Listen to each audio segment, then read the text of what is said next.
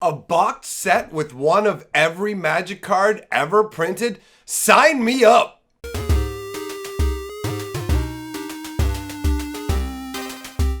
Greetings, owners of fine luxury cardboard rectangles, and welcome to my video on Magic Collector's Edition. For those of you who do not know, back in 1993, in December of 1993, Wizards of the Coast decided to print a collector's edition.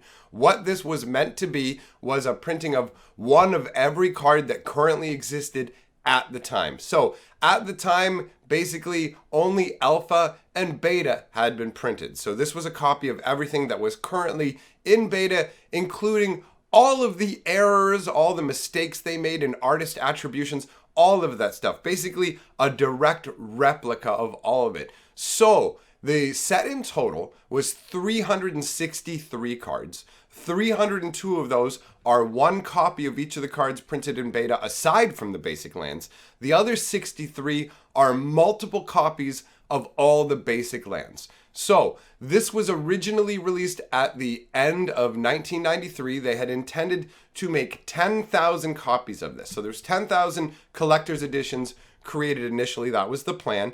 Now, the printer messed up and they were only able to deliver 9,000 copies. On top of that, the demand for these was higher than expected. So for overseas market, they created the International Collector's Edition as well. Now these are designated by CE for Collector's Edition and ICE for International Collector's Edition. Now the International Collector's Edition was only 5,000. Now originally it was supposed to be 10,000 and 5,000, but because the printer shorted the original run by 1,000, they took 1,000 from the international collectors and sold them in North America where they sold the regular collector's edition. So there was 1,000 less overall of these created. Now, originally they sold for $49.95.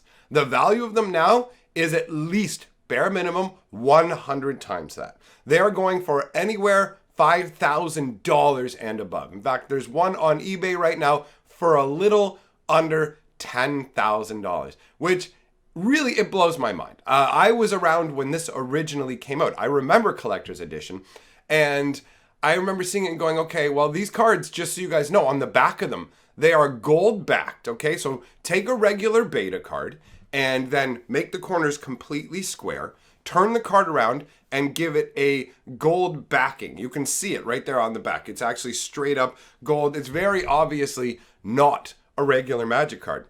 So when we saw these, we were like, well, no thanks. I mean, I just started playing in 1994. So everything that was available in the collector's edition was available regularly. I could get it all, you know, even if it was just unlimited versions. I had a Lotus and all that stuff. So to me, a collector's edition was like, well, these aren't usable for anything. Why would I even want them? I mean, now I see the value even just from a nostalgic perspective. The game's 25 years old. Having one of each of those cards, they make great proxies. There's all kinds of useful reasons. I bet you're wondering, though, why it's so horrifically expensive. Well, part of the reason is that these sets, so many of these sets, have been torn apart for multiple reasons. It's very difficult to get a complete set of this because, first of all, people pulled them apart for their own use. I'm going to put them in decks and use them as proxies. But then there were more nefarious purposes. People actually use them to create counterfeit cards, rebacks, okay? So what you need to understand about the collector's edition, to understand why they were so perfect for collector's edition, is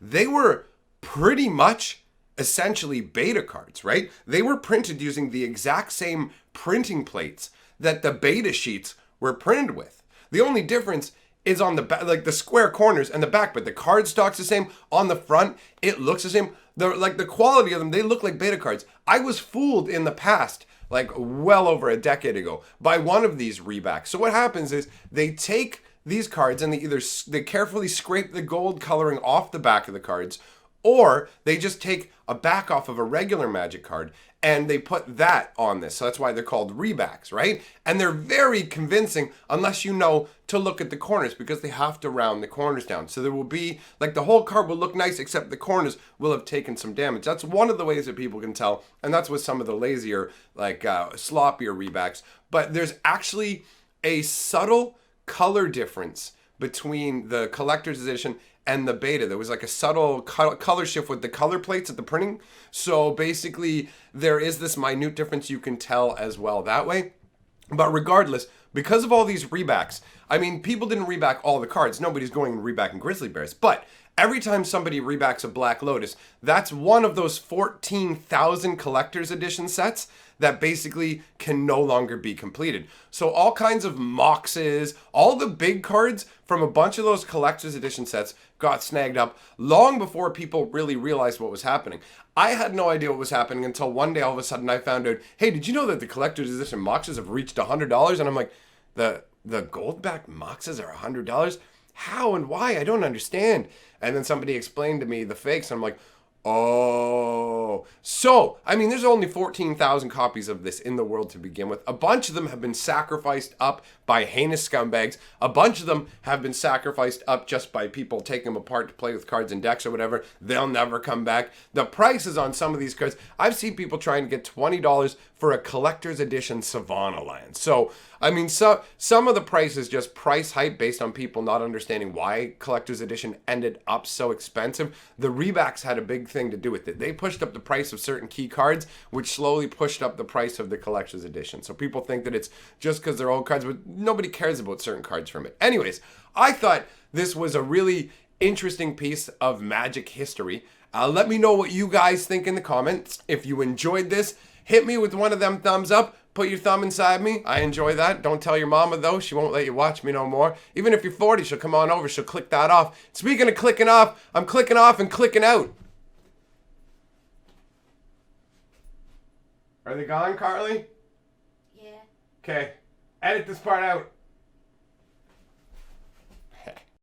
Together, we are the sixth color of magic.